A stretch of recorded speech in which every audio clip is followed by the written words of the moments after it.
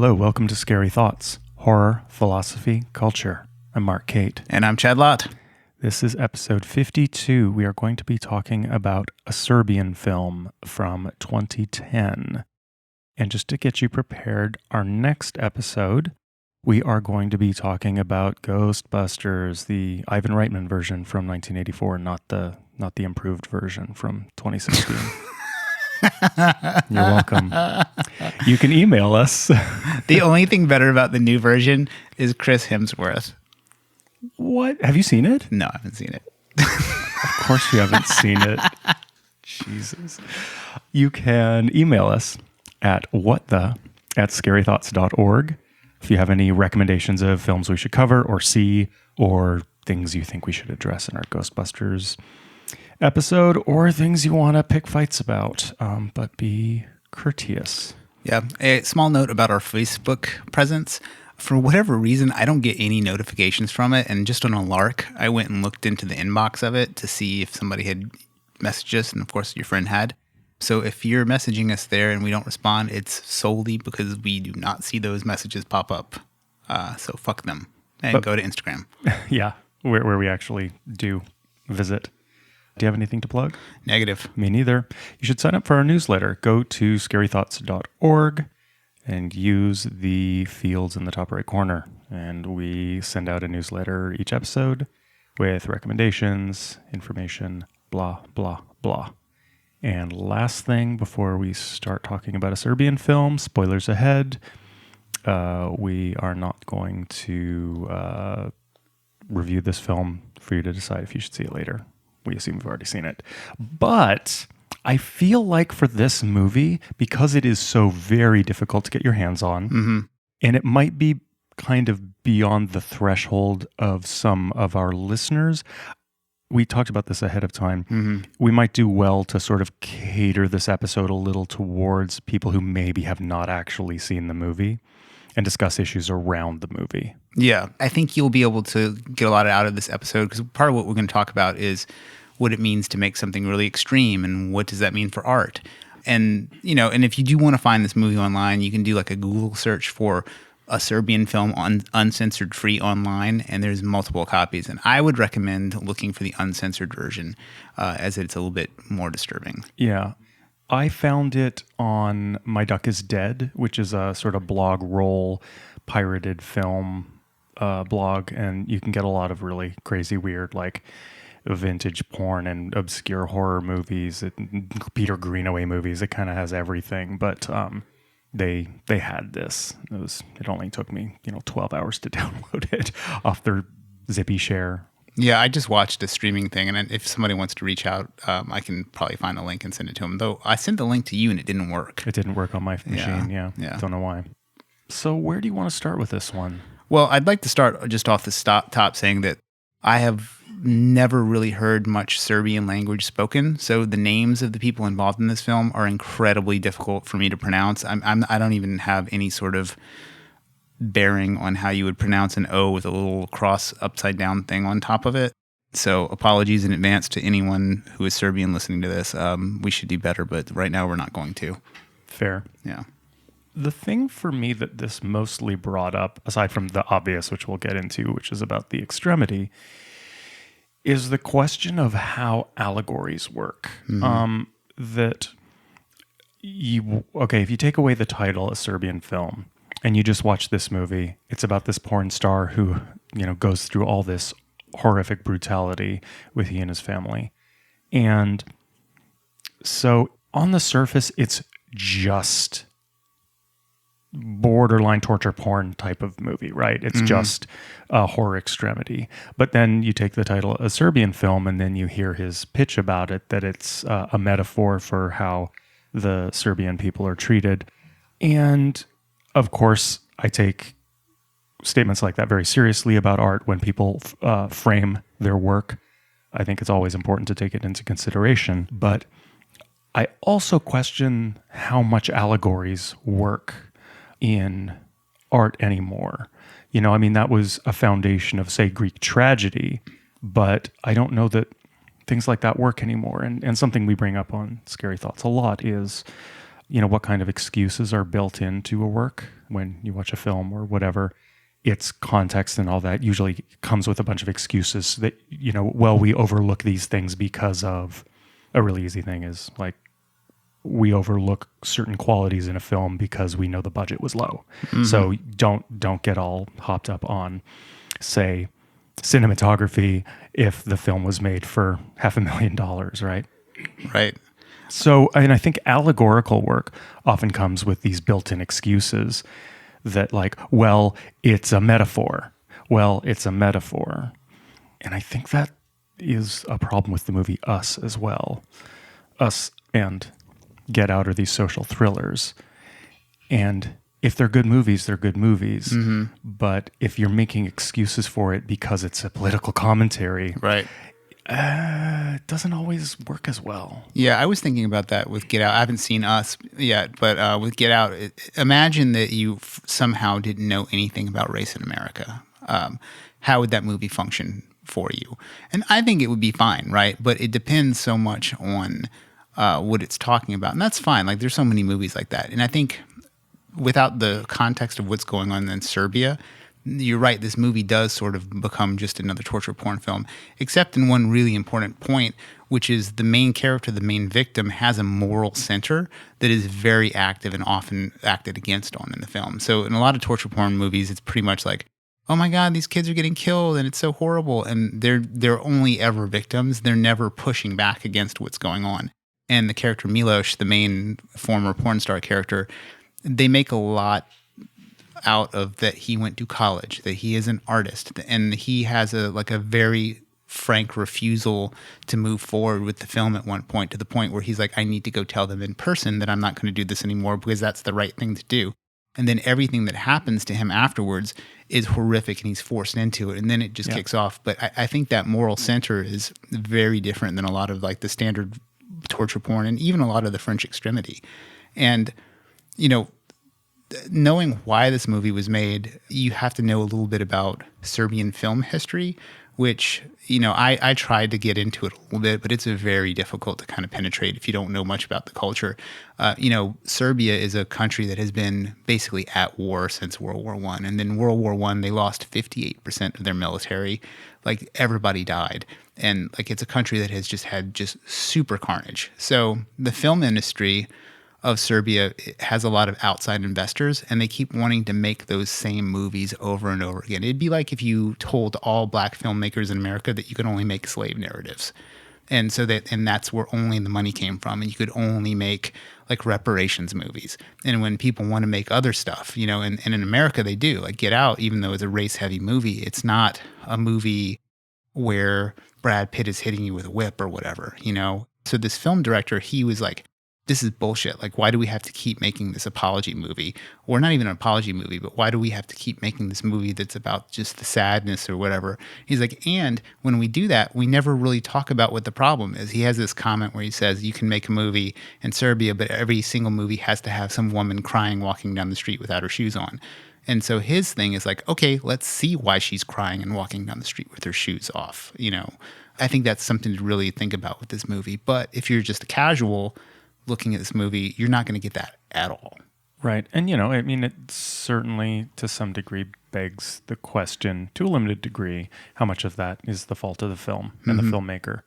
Is it a failure of the filmmaker to take this really involved narrative and completely avoid addressing what it's so-called actually about, right?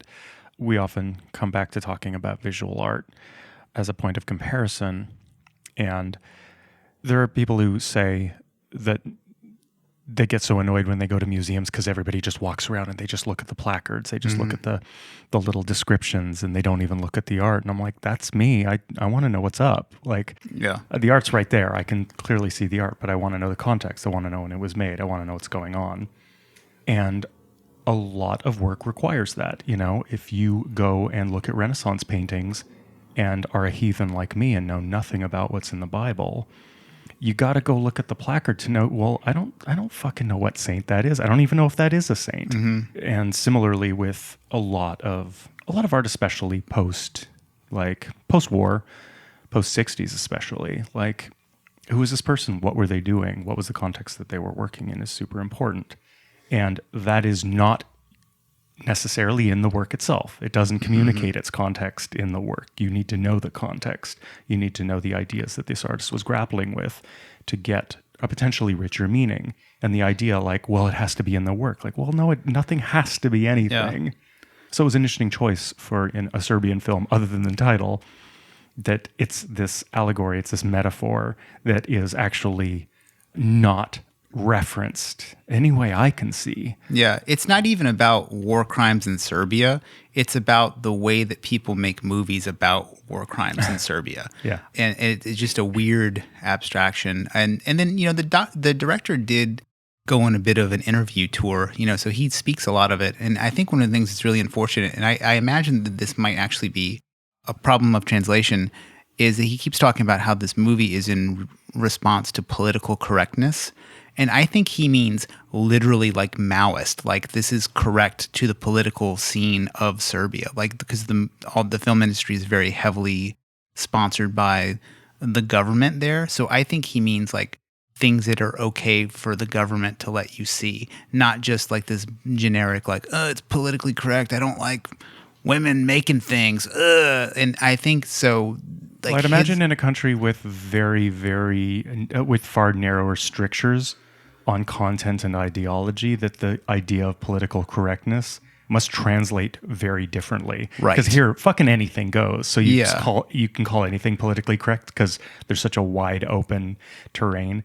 But I'd imagine in Serbia, where things are constricted, that political correctness is also a very constricted term. Right. And, interesting, he talked about in one of his interviews that Serbia doesn't actually have any rules or even a rating system for film. So there's literally nothing preventing this film from getting shown in Serbia except the fact that no one would show it. So it reminds me of that like Rage Against the Machine lyric where it's like they don't have to burn the books, they just got to remove them.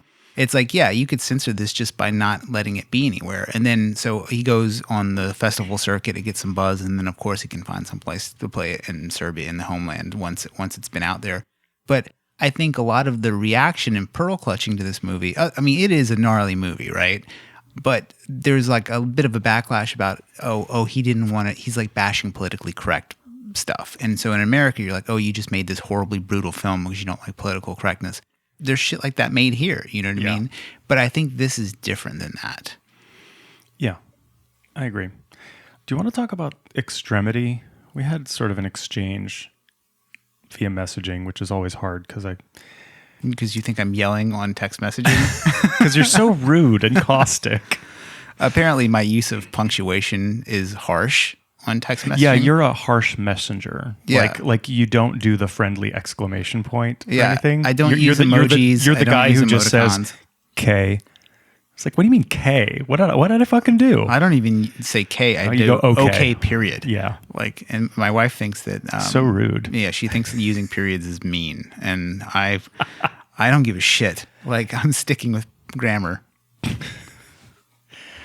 Old man. Yeah. There's a new grammar.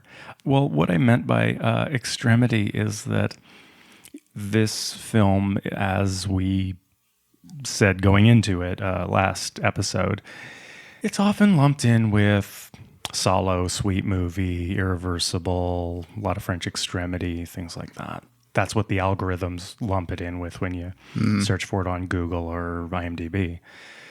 I think you would use the expression pearl clutching before. I think it's very... Oh, you had said... Actually, maybe you can verbalize it. That. Oh, yeah. I was a little disappointed in horror fans in general regarding this movie. Yep. And like I would look, after I watch the movie and I've had my own thoughts and I've written a few pages of notes about it or whatever, I usually like to go around and see what other people have said about it. And one of the only reviews I read of it or listened to that I thought was fair was this girl who has a really popular horror channel, Spooky Astronauts. Yeah. Yeah. And she had a really, I thought very similar to my take. She's like, look, this movie is brutal. It's rough, but it is very well made. It's not what you think it is. It's worse than you think it is in some ways. But she, like me, didn't understand how many people were just taking like literalness. Like all the really bad shit that happens in this movie is done by the villains. They're very terrible. There is no moral ambiguity in this film. Like the good guys get fucked up and the bad guys are terrible. And it's not like in, say, American Psycho, where you sort of think that Patrick Bateman's like this sexy serial killer and people dress up like him for Halloween. No one is dressing up like Vikram or any of the Serbian goons in this movie. I would consider it. Well, maybe you would. You're the one-eyed dude that gets killed with a dick in his face. That's me. Yeah, that's you. But you know what I mean? Like, you know, like, and then you'll have people who have, you know, they're like, oh, check out my Hellraiser bikini. And it's like, what? Like, you're going to just praise all these other terrible villains in all these movies, and you're basically turning them into like Colonel Sanders, and that's fine. But I was so surprised at how many people just thought of, you know, there's this one dude, this Irish dude, it was like a black Irish dude, it was like, these people should be killed. Whoever came up with this idea is just totally fucked up. He's like, I love horror movies. But do you? Or do you just like softcore horror movies? And to me, it's like if I can tell a casual horror fan based on their experience with like tougher horror films. It's like, do you like collecting VHS movies and taking pictures of yourself in front of them? Or are you really trying to challenge yourself with some dark shit? Yeah. You know? Well, and also, like, if you pull back any random slasher film, for example, which, you know, now we have all this distance of time from when it was made. It feels less brutal. Halloween. So a guy goes around cutting up women, and this is somehow within your morality of acceptability in art, but raping children, that's too far. Well, why? What line are you drawing? It makes me think a lot of The Walking Dead. For two reasons. One is that it is this incredibly graphically violent show. They show really graphically horrifying things on that show, but nobody swears. What morality are they fucking juggling? And then there are a couple of moments where The Walking Dead just breezes by women being used for sex, kind of, maybe. It's implied. Like, wait, it's this post-apocalyptic wasteland where nobody can be trusted, everybody is a fucking murderer, and morality is just gone, but there are no rape factories. Again, what is this morality we're playing with where relentless murder is just kind of like fun and edgy, but you can't take the Lord's name in vain, and there's only certain kinds of physical defilement that are depicted, and that's acceptable, but other kinds aren't. And I'm not saying I want to see rape on film. It's just that, like, when you have someone with no morality in a film, how you depict that lack of morality, I think, is significant. And this film is just like, these people have no morals. They will do anything to you to degrade you. And I think that is, I don't want to say noble, but at least it's got a very consistent vision on what human depravity looks like. Right. Well, it's definitely more honest in a weird sort of way. That's, you know, and then all the violence that happens in this movie, of the many scenes that are brutal, like one of the scenes is when the girl gets her teeth removed and the guy like chokes her to death on his dick. Like, that is fucking gnarly. Yeah. But you might see something like that in an Eli Roth movie, or at least it would maybe be implied or something like that. Like somebody would come towards the person with the pliers and then you would see like a weird shot, like it would be fast cut or something like that. Yeah. This movie just shows it to you, you know, and it is gnarly. And the other thing that's really brutal about it is that it's a character that you sort of identified with a little bit as the film progresses, you know, and it's another character that makes a moral decision. She's the person who says, you can't just drug this guy. He's an artist. You're ruining the entire vision of what you're trying to do. So she has an art morality, and then she's basically has her, you know, her voice removed pretty much because of it. Then the two child scenes, there's actually three significant child scenes. And the first one is, I think, in some ways the most clever one. It's when Milos is getting the blowjob from the woman, and then there's the little girl on the screen, and she's dressed up as Alice in Wonderland. And there's this Alice in Wonderland motif through the whole movie. Like there's a white rabbit that he gets. There's a white rabbit hanging from the rearview mirror of the car that drives in there, all this stuff. And a few things that I think are significant about that film. One, it turns out Lewis Carroll is probably a pedophile. Probably. Like 95% probably a pedophile. So we have this like prolonged veneration of his work, even to the point of being a classic Disney film. Like you can ride around in teacups at Disneyland right now, and that is the imagination of a child molester. I mean, what do you do with that? Do you tear down the teacup rides? I mean, maybe. But the other thing, in the unrated version, the little girl is eating a popsicle and she smiles at the end. So the rated version, they cut out her smile. And so he's getting a blowjob while this girl is like looking at him or whatever. And it's kind of, I think, a really important commentary because you see sexualized children on TV all the time. And couture ads, all the models are like 14, 15 years old. This is a theme in Neon Demon. So it's like, it's making this like, it's basically saying that if you're watching this, you're sort of like, if you're watching the type of thing where a girl's eating a popsicle and smiling, it's sexualized. So just against the thing that it's actually implying when you're seeing them both at the same time, you're grossed out. But you really should just be grossed out by the girl who's been sexualized by the media in general. Yes. Yeah. The second really disturbing child thing is, of course, the infant rape scene, which is totally fucked up. But I have to wonder a little bit if it's not played for comedy in the film. Because the guy who plays the villain is a well-known comedian. And so I was thinking about it like if Will Ferrell was playing that scene and freaking out, talking about a new genre, infant porn. And then the third scene is, of course, where Milos rapes his son at the end of the film, which is super gnarly. Yeah. Probably the worst thing in the whole film. Yeah. And then in the unrated version, there's like blood that pools underneath him, which is cut out. And I think, like, to me, like that's the worst moment in the film. Yeah. It's fucking hard to watch. Totally.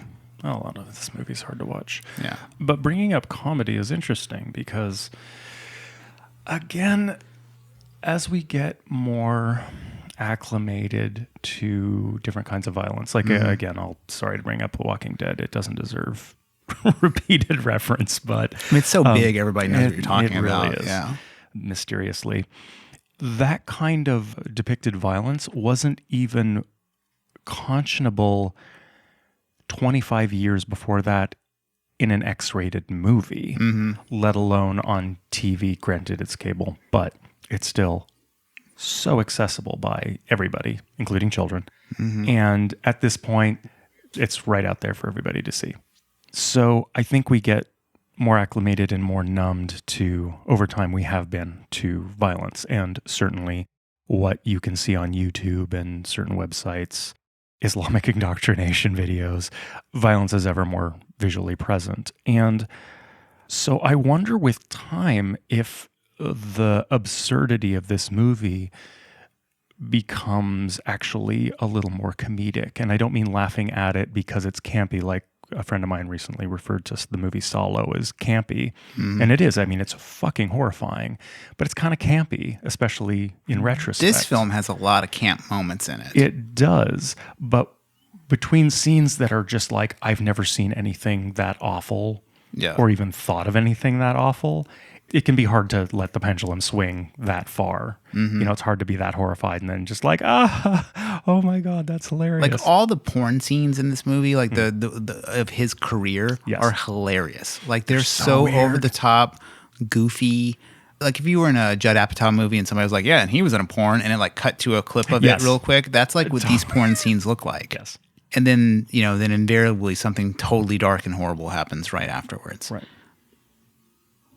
I have so many notes on this thing.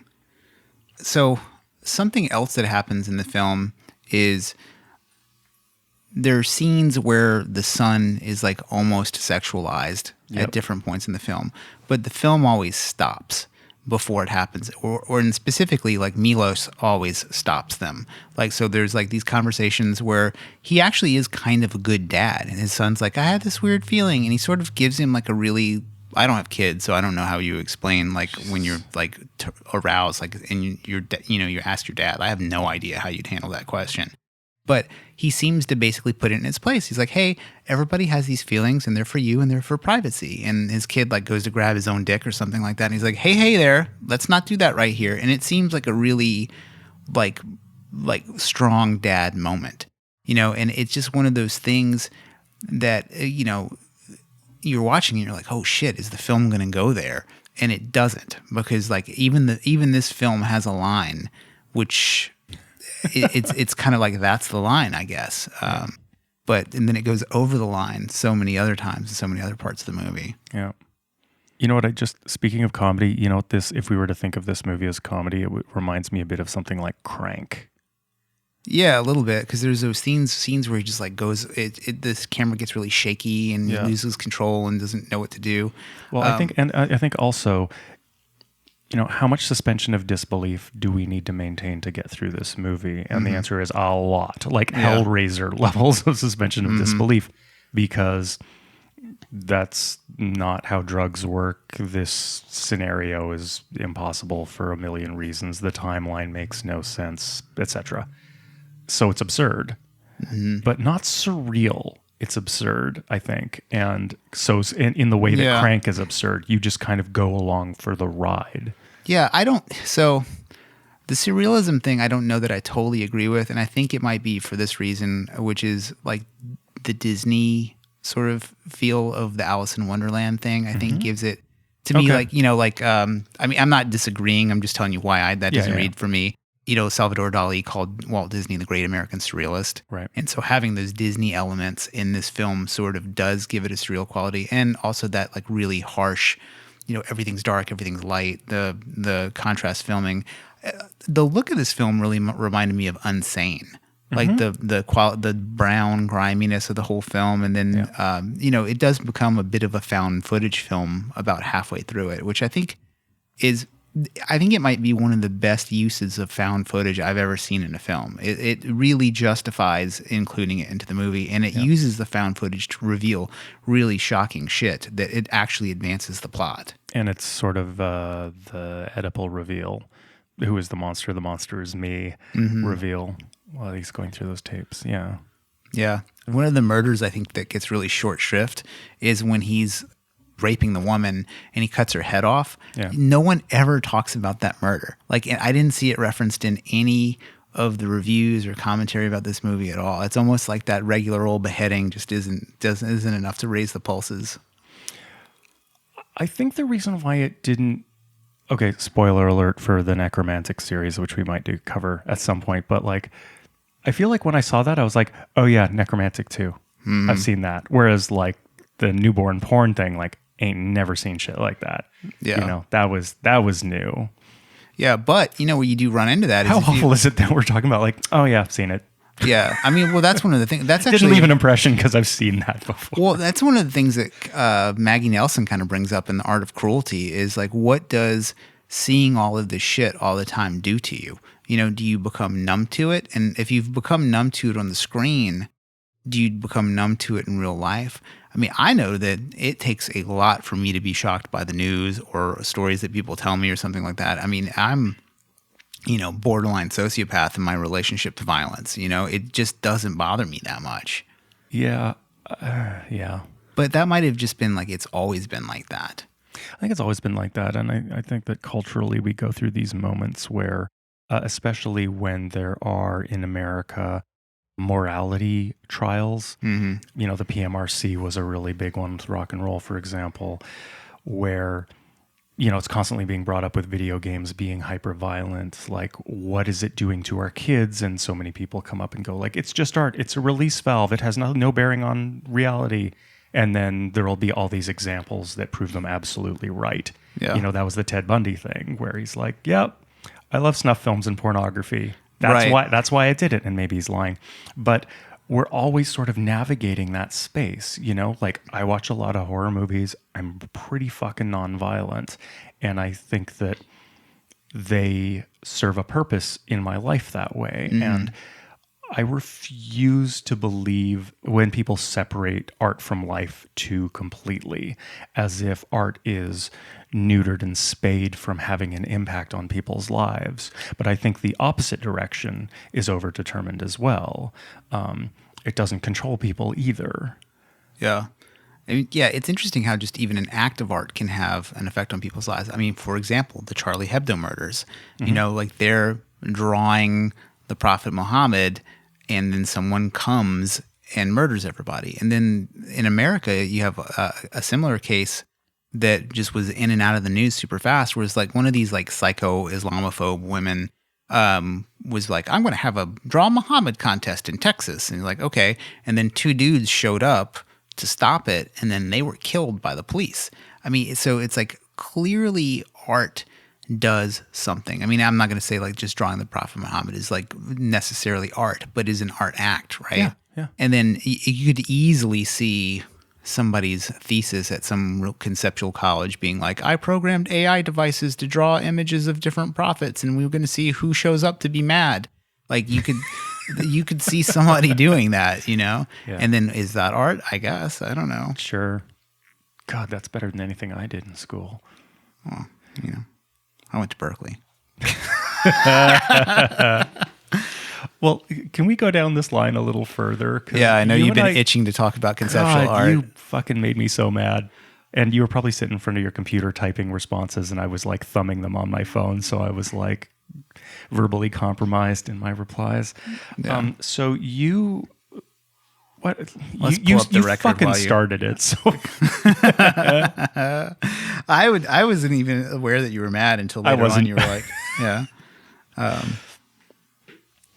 Yeah. So basically basically, listeners, Mom and Dad got in a fight. Here's what you missed. Yeah. So we were talking about, so while I watched this movie, I wanted to read Maggie Nelson's The Art of Cruelty. And I think Maggie Nelson, of all the people who are like feminist, memoirist, critical theorists, I think she is the best. Like when I read her work and then I go read something else that is just unintelligible and not fun, I get mad at that work because it's like clearly it can be made interesting. You know, like basically any book that has the word studies in it is fucking hard to read, not because it's difficult, but because it's just terrible. The writing's terrible. And then Maggie Nelson came up with this idea of like, what if I actually wrote really well and did this stuff? So I'm reading her book. This is so reductive. I love this. I mean, it's true though. Like, I mean, who's writing better than Maggie Nelson about this stuff? That's what I'm saying. I mean, who's writing better than Maggie Nelson? Period is a valid question. Yeah, I mean, it's like, yeah, like if you can tell me who that is, then or who has studies, blank studies on their book that it's better. I'd like to read that book actually. But she talks a lot about like different conceptual artists and stuff. And one of the things that's a little chore getting through that book is if you really want to get into it, you have to stop and go look everything up. Like, especially if you're not really inundated. Yeah. And it's a great book to read if you have kind of a natural hatred towards performance art like I do. Like I would throw Yoko Ono down a fucking well and call that art and be happy, you know, which I know you don't feel the same way. And I'm not dumb and I'm not uncultured. So I'm always interrogating, like, why do I feel this way about the specific narrow field of art? And I was hoping that after reading Maggie Nelson's brilliant book, that I would have a different appreciation for it. And I actually walked away with even less of an appreciation for it, specifically the piece Shoot, which you could probably tell the audience by Chris about. Burden. Okay, so Chris Burden, do you remember the year? I'm assuming it was 1974, like 60. I believe. Oh, really? Okay. So 74. Chris Burden, this mostly, we'd call him a performance artist, did this piece called Shoot, in which he had himself shot with a low caliber rifle in the arm. That's it. That was the piece. It was documented on grainy, low res black and white video, and we have that and still 1971. photos. I'm sorry. 71, okay. Yeah. And it's a very talked about piece. It's a very referenced piece. It's a very significant, to my mind, piece. And folks like Chad are not into it. I'm very into it. I don't know that I need to defend it, but so I'm curious about. Okay, so here's the thing about. I don't feel like I have territory to defend necessarily. I merely have a thing that I really appreciate, and I have reasons why I appreciate it and contexts that I think are interesting about it. And I think you and I offline were having this disagreement about, you were sort of, if I'm getting this correctly, implying that people who are into the legacy of performance art and the dematerialization of art in that moment, it's cult-like because why? So I've also been reading a lot about like just cults and how they form.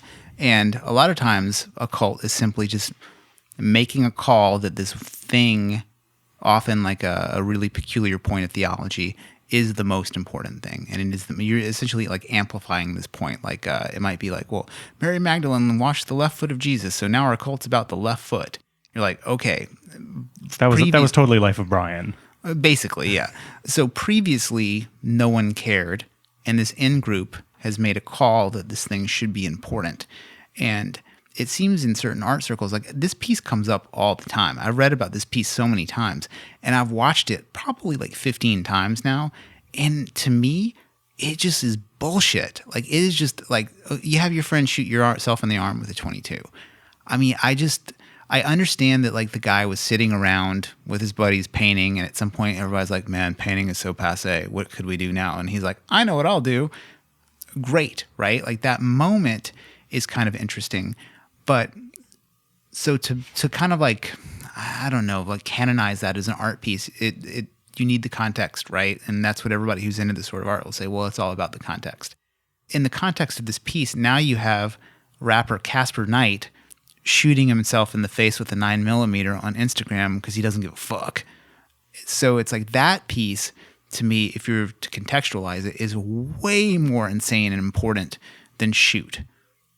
And so here's the thing. If I just assert that, it is now as important. And if I got like 30 other people to be like, whoa, that shit was crazy, it's great, it becomes art. So it seems to me there's something about like the group dynamic that makes art. And that it's not, and I'm not against it, right? Like I just think it's a lame piece, right?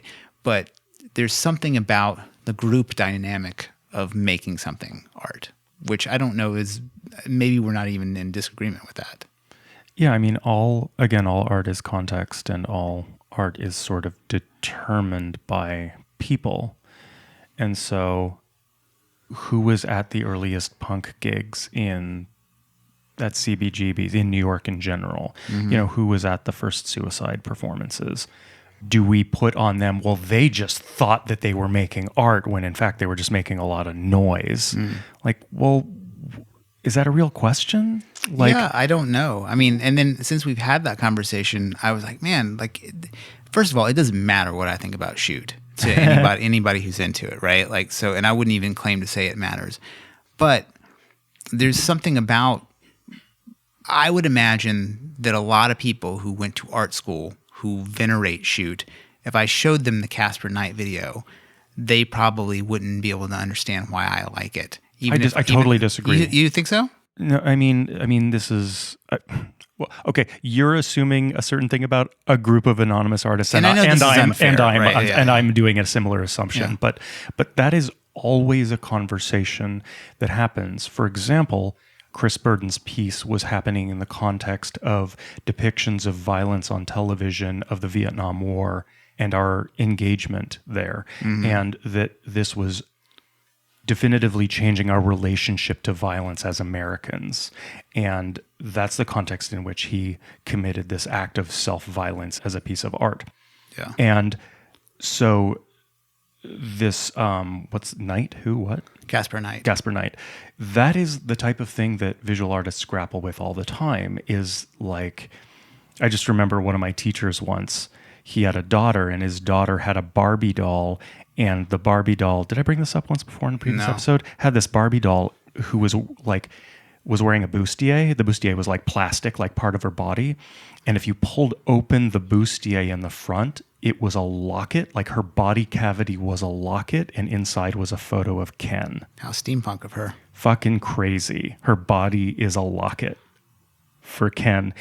And I remember my teacher going like, how are we supposed to compete with this shit? How are we supposed to make art when this is available at the toy store and my daughter's walking around with this? And it's a valid question, and it's an ongoing valid question. You know, how do you make work that reflects culture but is kind of in competition with it? And you know, things are moving past, and then you're advancing past it. And it's this dance between, are you actually, as an artist, leading culture, or are you following it, or is it all just kind of happening in tandem? Yeah. I mean, Maggie Nelson even talks about in context of going to see a Francis Bacon show, and the show that she saw was contextualized with a lot of the photographs that he copied from and a lot of the news articles that he looked at. And, you know, it would be tough to make, I would have a hard time, and I don't know why, making an argument that like Francis Bacon wasn't art. You know, like you'd probably be pretty hard pressed to find somebody that'd be like, this is bullshit. Like the dude's so canonized. But even she, who loves him, was like, well, you know, next to the actual violence that he's depicting, it sort of diminishes her experience with the thing. And I wonder if that's even happening just globally with art.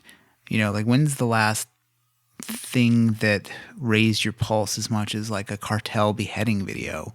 You know, and I wonder if, I mean, you can't exactly stop that, but is it just another thing that technology is causing that's bad? Well, I mean, it's totally fair, but I think one thing that is worth bringing up, and this reflects previous conversations we've had on other subjects, is that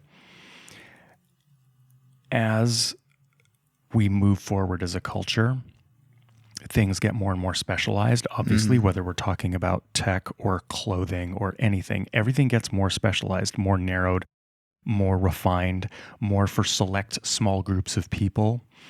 And visual art, I think, has done the same thing. And I think that there is this split in the world where people, this anonymous idea of the people, believe that art should be for everyone. But most people don't actually like art. They might have music play in the background while they're at work. But most people don't have a rich interaction with art other than maybe pop culture. And meanwhile, visual art, the language of it, the lexicon of it, its history, who's working off of who and what directions it's gone, has been going as fucking bananas as everything else in the world. Yeah. And so to go like, there's a piece of art, I don't understand it, and so a bunch of elitist people believe that it's significant and I don't give a shit because they're all wrong because I don't understand. I'm not saying you're doing this. I'm saying that this is sort of part of the art world now. Yeah. Is that, oh, it's elitist because you need an art degree to understand it. Like, yeah. Well, you really don't now, but though. So what? Like I was able to interrogate my disagreements with this piece of art. Shoot.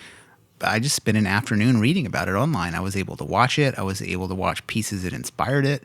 And but here's the difference is you decided to dig, whereas in this era where people believe we live on a flat earth and won't vaccinate their children,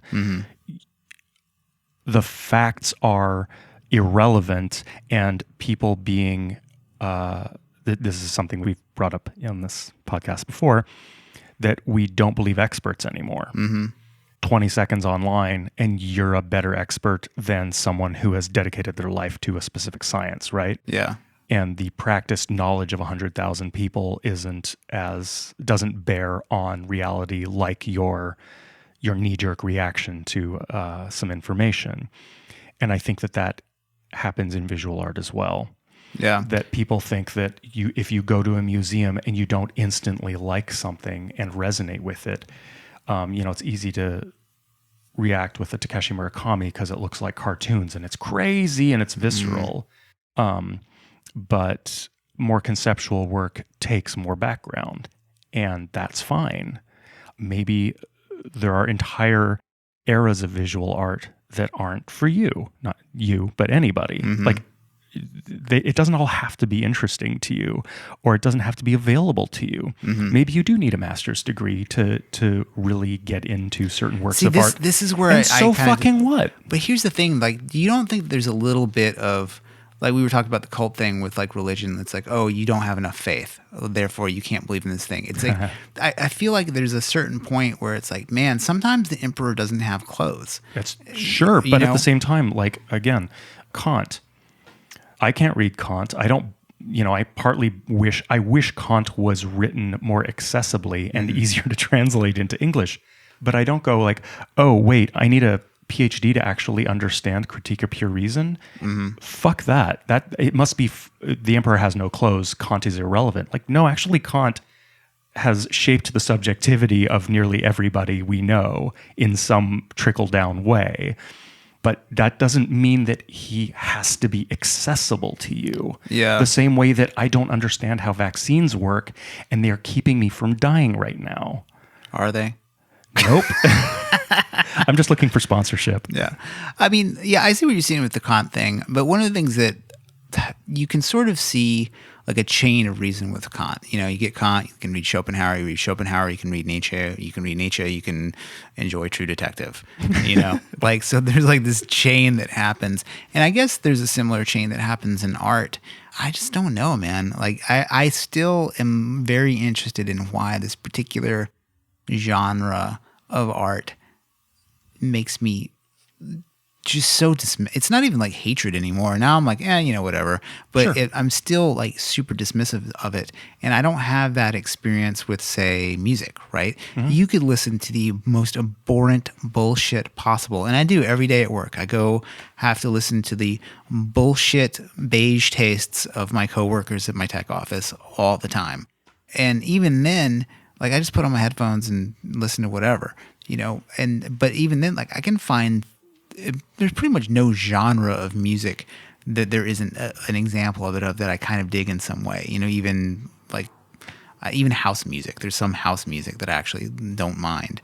But I've yet to see a conceptual art piece that I was really like on board with. That's fine. Yeah. But I think that, again, this vacant idea of the people, but I think a general conception of people's appreciation of art is that it's got to be in this narrow thing where it can't be too close to I could do that, anyone can do that. It can't be too easy to do or they'll dismiss it, and it can't be too complicated or they'll think it's arrogant, elitist bullshit. See, I so don't it has mind to be when it goes narrow. That far. For example, some of Monique's work, some of her work is like borderline Yoko Ono-y, but the fact that her body moves in such interesting, cool ways, to me, like elevates it into being something else. Whereas somebody just standing around getting shot, it's just not that great. Whereas, like, you know, like you can watch Monique move around and you're like, man, like you can see the decades of work that has gone into her movement, you know, like even like somebody who's really unfamiliar with it, like myself, like it's palpable. Whereas in this other stuff, so like that's kind of one of the things that I'm kind of interested in is like, well, I look at this thing that I'm really not that familiar with and can pick out things that are just really magnificent and I enjoy, even though it seems like I shouldn't like it. Like your show with her, right? Like it seems almost exactly like the type of thing I should be like, what the fuck is this Canadian nonsense? But I really, really enjoyed it. Like I enjoyed everything about it. So like, how is that? Like, how would you say that your work is different from something like that? Something like Chris Burden? Shoot. Yeah, something like Chris Burden. Well, I think that one of the things that Chris Burden and Joseph Beuys and Yoko Ono and some of John Cage's work are contending with that I have no invested interest as an artist in is dematerializing art, extracting an art practice from the product. Mm-hmm. That's just not something I'm interested in doing. I'm super fascinated by artists like, someone who's epically huge right now is Marina Abramović. Mm-hmm. And her earliest work with... Also a Serbian. Also a Serbian. You were worried we wouldn't be able to bring her up, and here you are. Her earliest work with Ulay were just these two white people who had the same length hair and they were about the same height, and they did these very minimal gestural pieces that were merely documented in still photos, and they're just these beautiful, simple gestures that anybody could do, but that doesn't take away from their simplicity and that moment in time. And I think if we can loop back around to a Serbian film, I think that part of what's significant about these things like Shoot, or like John Cage's 4:33, which I love, which is brilliant, like, right? And I think it's great. My favorite thing is watching people cover it on YouTube. It's cute. It's really hilarious. But I think that there's something interesting and significant to refer to YouTube first, the first comment. Right. there's something to that. There's something about having the foresight or the bravery or whatever. I'm not saying that these pieces are those things, but I think there's something interesting about being the one who is like, I don't paint violence. I am having violence done onto my body, or something like Yoko Ono. I'm not going to complain about how men victimize women. I'm just going to create a situation where that is probably going to happen to me, and then that's exactly what happens to her in Cut Piece. It's interesting. She also victimizes music as a genre. Jesus. Poor Mizono.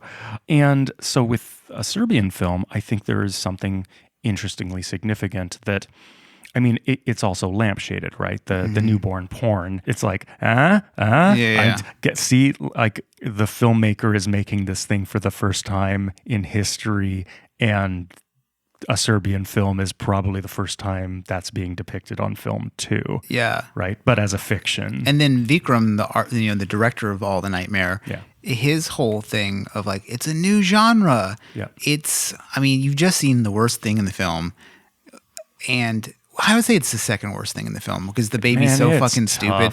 I think the son assault later in the film is actually worse. I think that the son feels worse because there's weight given to the act, whereas the newborn porn thing, it's like it's not even Cabbage Patch level of realistic baby. That's kind of... So it's like, it's very goofy. Yeah, that's a scene I think that would have been made more horrifying by seeing less of what was going on. Because the baby looks like the shitty baby from Trainspotting. Yeah.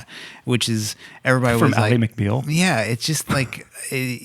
I don't know. I mean, who's to complain? I mean, what's the point of complaining about a dead baby in a sex scene? I mean, it's kind of like a fucking 80s joke at that point. But it does become a bit of a joke because, what I was saying about this film before we started arguing about it on a text is it's basically the Aristocrats.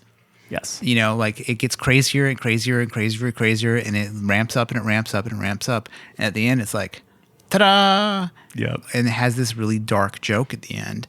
And then I've heard like versions of the Aristocrats that are as disturbing. In the documentary about the Aristocrats, there's descriptions of Bob Saget's version is as horrifying as this movie. Yeah. It really is. Yeah, and it's kind of funny, like no one really, like people still fuck with Bob Saget, Yeah. But he got to this territory first. Yeah, one of the things I love about his career is that while he was doing Full House, like he's always been that dark, right? Yeah, oh yeah. But he was ordered not to do stand-up during the run of Full House.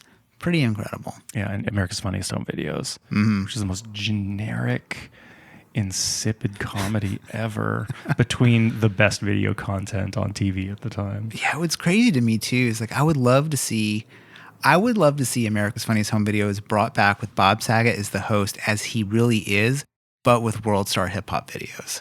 Oh. How great would that show be?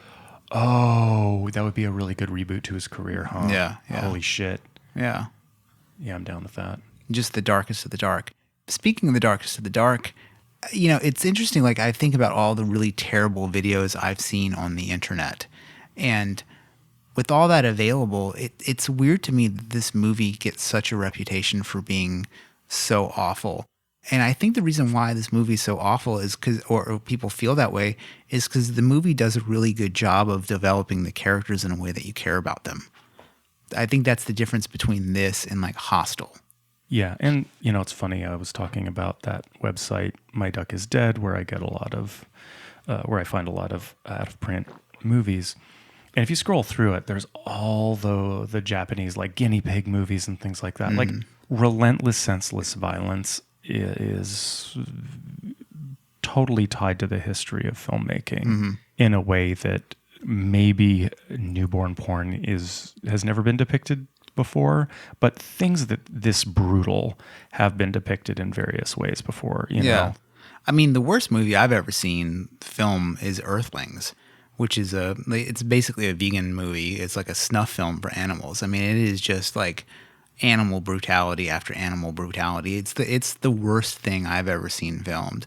And then in that respect, I would say Cannibal Holocaust is actually a little bit worse than this movie because in that film, there are like really gnarly animal killing scenes, which is just business as usual for like these tribes or whatever down there. And conversely, I think that movies, to me, like Irreversible and Martyrs, which are, really, really brutal, to me feel far more horrifying because those filmmakers did an even better job of getting you to identify with the actors that were being, whose characters were being brutalized on screen. Like, the more invested you get in the characters, the harder you fall with them. Yeah. Instead of something like Hostel, which is like really visceral and brutal and all that, but like you don't fucking care about any of those people, so it's kind of just the thrill of the violence. Yeah. And we talked a moment ago about all the funny scenes in Serbian film. I mean, they're really hilarious scenes. Like every time somebody's neck gets snapped, it's like a Delta Force move. It's like why is that still a thing in movies? I think I do not understand. Yeah, it's weird. I remember reading some, talk about reading dark shit on the internet. Like some guy tried to kill his wife like that, and it was almost impossible to do. Like it's really difficult to twist somebody's neck and kill them. Like much less like super fast. You've seen that Key and Peele sketch, right? Where the guy goes around and just like touches people's neck and they die. Yeah.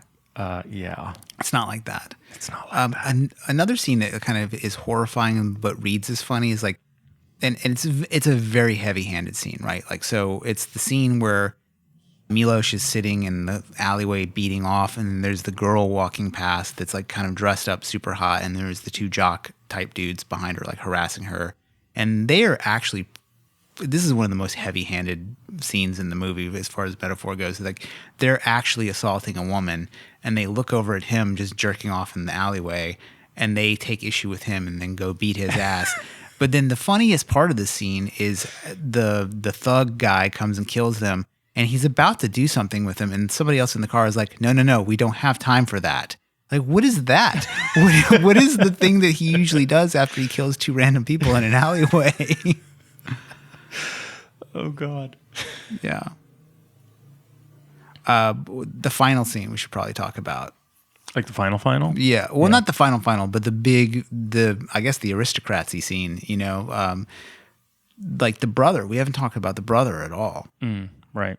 This movie definitely fits into the all cops are bastards territory. Like the brother comes in wearing a Miami Vice suit in the opening part of the film, and he ends up being like obsessed with his brother's like sexual virility, which is, I guess, Freudian adjacent. And then it's like he has been involved in this process the whole time. That's the feel I got from the movie. Maybe from his following these people around, he was able to get information on everybody really quickly. It seems like he was partially responsible for setting this whole thing up.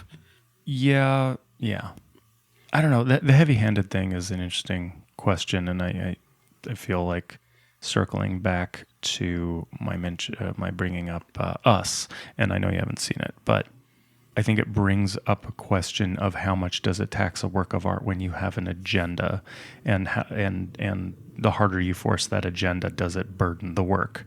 And I think it's an interesting balancing act where sometimes it totally works. Yeah. It's what makes The Dead Kennedys interesting. The fact that Jello Biafra's earliest lyrics are just like fucking grotesquely heavy-handed. But that's kind of why that band, I mean, East Bay Ray was a great guitar player, but then with a lot of work, the harder there's like message wedged in. And I think this is part of what burdens Us as a film, is the harder you try and wedge in these commentaries about the world, it kind of burdens the work to where it becomes lesser. It's interesting you bring that. I mean, I haven't seen the film, so it's going to be very difficult for me. I will. It's great. I love Jordan Peele. Yeah. Like, I've liked everything he's done. I love that he's a fan. That's like my favorite thing about him is, he's into this shit and you could feel it. But there's what's it? It's the Federalist is one of these like, constitutional obsessed right-wing websites. And they wrote a review of Us, which was basically like, holy shit, this movie's awesome because it doesn't have any politics in it. And that doesn't, it's interesting that movie read like that to them. And I've seen some other people say that they were a little disappointed that it wasn't as activist-y as Get Out is. So yeah, I can't wait to see it and see what I think about it. It does apparently have a really cool callback to the Lost Boys. Well, it's shot in Santa Cruz. Yeah. So, and you'll appreciate that there are 2 Black Flag T-shirts. Oh, nice. Very significant Black Flag T-shirts in this movie. Good stuff. Really well planted. Oh, what else do we want to say about a Serbian film? Yeah, I would like that. Because I think we've only talked about this movie for like 10 minutes of the 70 we've been talking. Yeah. What we didn't talk about was images of like just pedophilia in general. Oh, God. And this is definitely something I did kind of want to bring up. One is I don't even like looking up pedophilia at all, even in you're like fucking flagged. So I mean, hard. yeah. I mean, you look at it, you're like, especially if you were trying to write the all-time most hardcore book against pedophiliacs, or is it pedophiliacs? People, I don't even know. Like you just feel fucked up even like looking it up. Like when I sent you the article about Lewis Carroll, I was like, okay, sorry, but here's an expose about Lewis Carroll. It seems to be the great taboo, right? In our culture, especially, like you cannot do anything to a kid and go to jail and have a fun time. It is like you are the lowest of the low, even amongst people who've committed the most depraved and violent acts. And it's weird that we have a culture that does sort of venerate these pedophiles. We have Michael Jackson just got busted. R. Kelly still, I think, is going to be able to probably put out an album despite all this bullshit that he did. And then you have this probably a little rarer of a person, but Hakim Bey, who's this anarcho-Sufi Islamist. And I just read a book about him called William Burroughs versus the Quran, which is one of his, basically like a student of his, Michael Muhammad Knight, was hanging out with him and, getting into this whole Islamo-anarchist territory. And then he started running into his NAMBLA writing and it was like, what the fuck, dude? And the guy was like, oh, it wasn't that big of a deal. And then you start learning about him and you're like, oh, Allen Ginsberg too. What a fucking creep. Also a NAMBLA supporter. And then you run into like William Burroughs, probably also a creep. I mean, it's all over his writing, And then Hakim Bey wrote this really fucked up book that was just basically pedophile chronicles of Narnia. It's called Crowstone. And what's really crazy about it is it has good reviews on Goodreads. And you're like, what the fuck? Who's reading this book? And then it made me think of the infant porn scene because William Burroughs said this is probably the first new genre of literature we've ever seen in this decade. And you're like, whoa, like, do I have to fucking throw William Burroughs in the trash can? I mean, I'm already like pretty much about there anyway with him. But it's just like, it's so fucked up. But then you're like, okay, is this new frontier of terrible shit is crossing a line how genres get made? It's kind of like this really fucked up idea.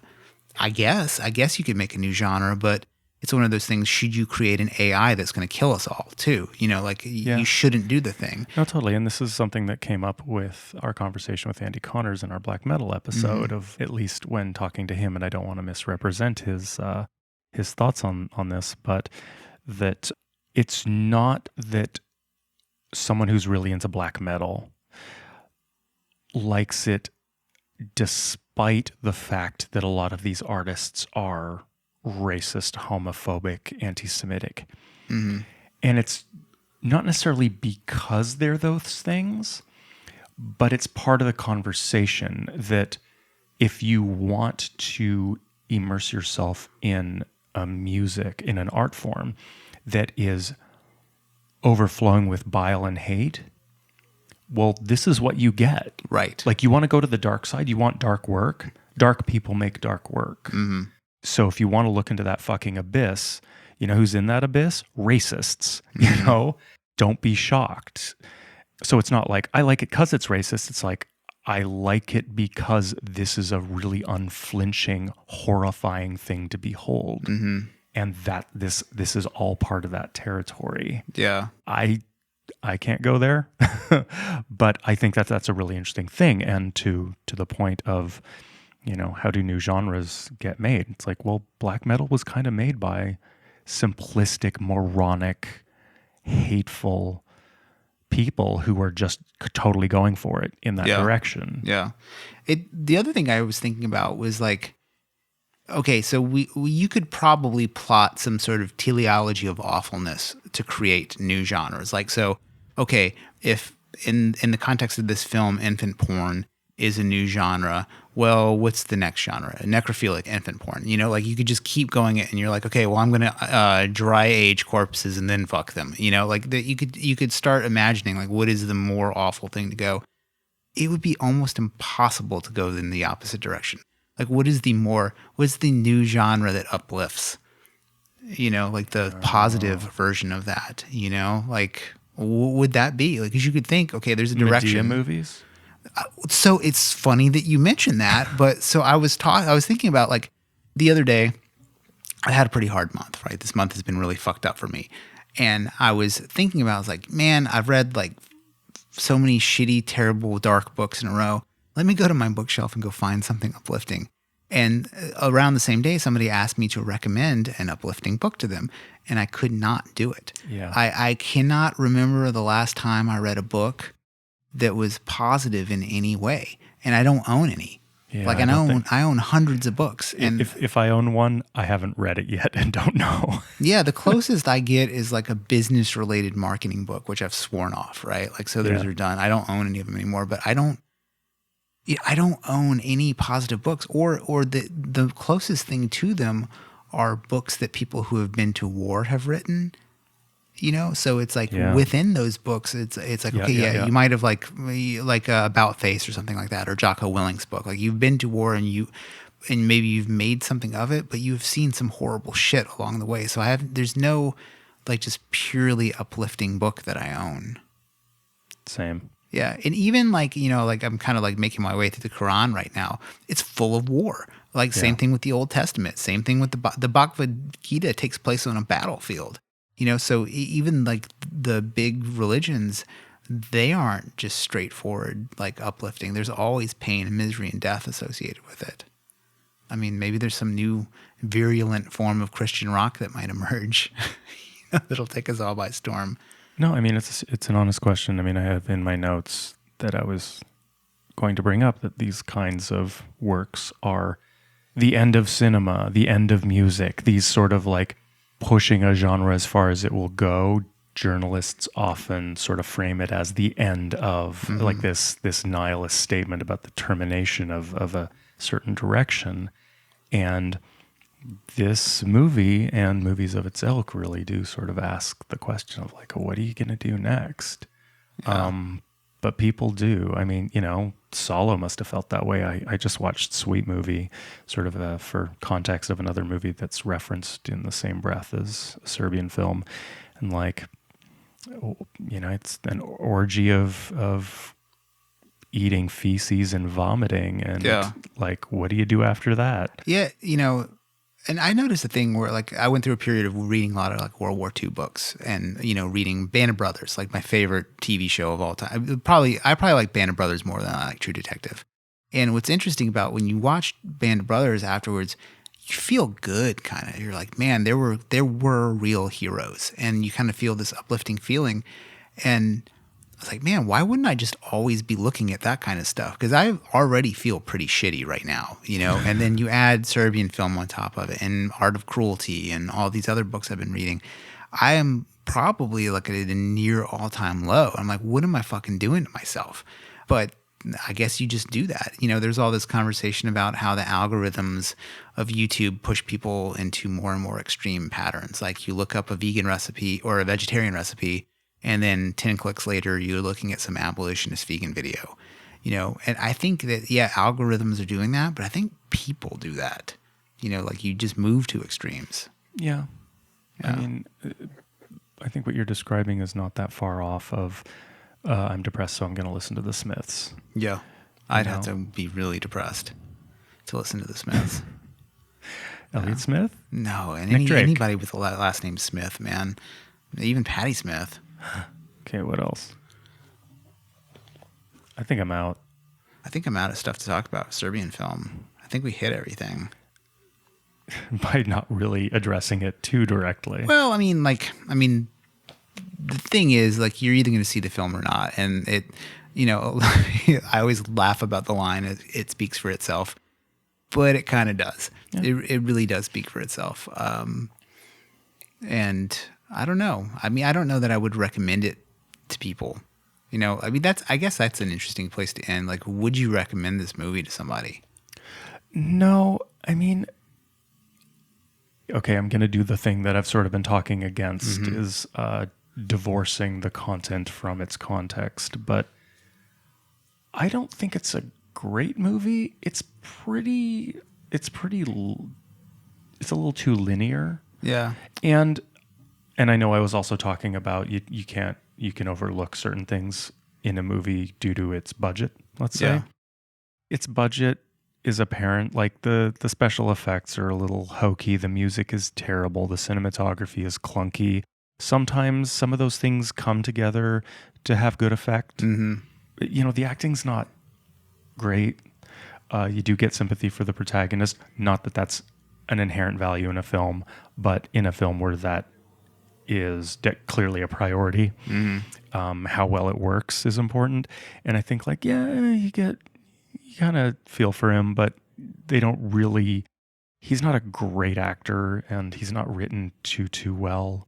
I think the degree to which it's cartoonish actually kind of works against it in some ways, and is why I would look at films like, in terms of extremity, Irreversible and Martyrs or something like that, because those characters are quite well drawn by incredible actors, and you really get deep into those situations with them as the vehicles. And I think this film kind of fails to do a lot of things that would make it more impactful, quite frankly, despite the fact that it is fucking visceral. Yeah. I mean, I think you could just like describe the things that happen in the film, and most people would decide if they were in it or not. Oh, sure. You know, and then I think the whole craziest movie ever made, and so many people are like, don't even fucking watch this movie. That's just marketing this movie. Yes. You know, like every movie is the scariest thing since The Exorcist, or the worst thing since The Exorcist. Yeah. This movie was not that hard to watch, actually. Yeah, that's one of the things I wanted to talk about earlier with my disappointment with horror fans in this movie. It's like, yeah, like when I say that it's hard to watch, it wasn't like I couldn't watch it. It wasn't like, you know, it's a little hard to beat off to, for sure. Depends what scene you're watching. I guess so.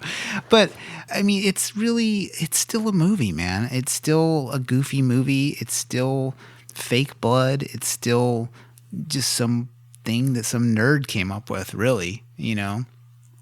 And like the way people acted about it, I mean, it's like, man, it's like, what kind of horror fans are you? You know, like, you guys are fucking casuals. Like, what is going on? It's like Great Ghoulies t-shirt, dude, you know, but like, come on, like, what are you doing? All right. Shall we move on to Yes. listener mail? Yep. All right. Just got two in the what the bag. Okay. Jeff says, having plowed through your podcasts, have moved on to Faculty of Horror. Cool. Currently listening to the review of The Witch. In it, they reference Michelette's book Satanism and Witchcraft. Though surprisingly, they didn't mention the 1973 anime film that was inspired by it, Belladonna of Sadness. Have y'all seen it? I think it would make for an excellent podcast. Embarrassingly, I've owned Belladonna of Sadness probably for like 2 years and still haven't gotten to it. I think that would make, probably, knowing what I know about it, I think it would probably make it a really amazing episode. It might suffer from the fact that nobody's seen it, and so our listenership might plummet on that one. But yeah, it looks great, and that's a good reminder for me to actually watch it. Yeah, and just for anybody else wondering about what Faculty of Horror wonders about, they're always pretty responsive on Twitter. So I imagine that they would, if you ever have any curiosity about what they've seen or into, I'm sure they'd respond. Yeah, true. And then we got a message from Toby Tatum, who said, a recommendation for you, an excellent survey of British Gothic cinema. David Peary's. I read it a while back and it uncovered some splendid horrors for me. And it's called A Heritage of Horror. That book's from, I think, 73, 74, so it was definitely writing as it's happening. Early fucking British horror cinema is so fascinating to me. I love that stuff. Yeah, I haven't seen, I was going to say I haven't seen much of it, but I've seen my fair share of like Hammer horror films, and I've seen a season or two of Dark Shadows, which I think you have to count in there. Yeah, you know? Totally. All the stuff that all the Ghost Box and hauntology writers refer to, I think, are super fascinating. All the rural horror, I think, is really interesting and really weird. There's a lot of really bizarre atmospheric BBC television being made in the late 60s, early 70s. And then he went on to say, Toby Tatum went on to say, you should definitely do a Frankenstein episode. I know you've mentioned it before. Would be good to hear from you both to revisit the Villa Diodati and look into the haunted summer of 1816 from which the novel sprang, which is pretty much what the movie Gothic was about. That really cornball movie by... Oh, I don't know. Ken Russell. Actually, Christopher Frayling's book on vampires is also well worth a read if you don't know it. Vampires, Lord Byron, Count Dracula. I will totally check that out. Yeah, I sort of feel like if we were to decide, let's not do this anymore, let's go out on a bang, it would be Frankenstein. I feel like that would be like the episode of Scary Thoughts. Yeah, but I mean, it has so many Scary Thoughts-esque things going for it. You know, exactly. It's like a... I feel like it's too unwieldy for me. Like it's one of my favorite things ever.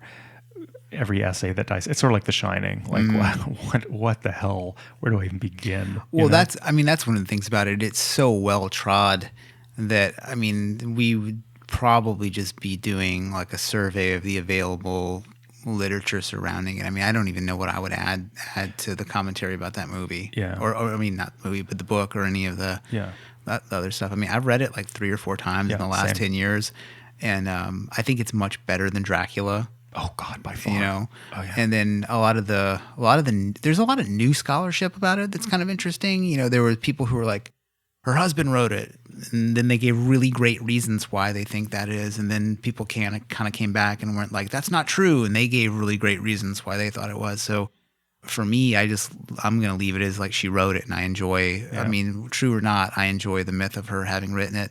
And then there's some people who are like, well, he tuned it up. So the fuck what, dude? Every writer has an editor. I have never written anything that Monique hasn't seriously edited. Exactly, so that's what I'm saying. Yeah, and that's it's like that's how couples work. Yeah, dumbass. It's like I'm sorry, you're married to another brilliant person. Hands off my fucking manuscript. I mean, it's just absurd. Like I think people who get into that stuff, it's like, I don't even know why you give a shit about that kind of thing. Yeah. Okay, what else? I mean, I got nothing else. I'm out of this one. Okay. Let's fade to black and roll the credits. Yeah. Join the mailing list at scarythoughts.org. Email us at whatthe@scarythoughts.org. And we will see you next time for the Ivan Reitman Ghostbusters. The superior Ghostbusters. The lesser of the Ghostbusters. You're crazy. Thanks for listening.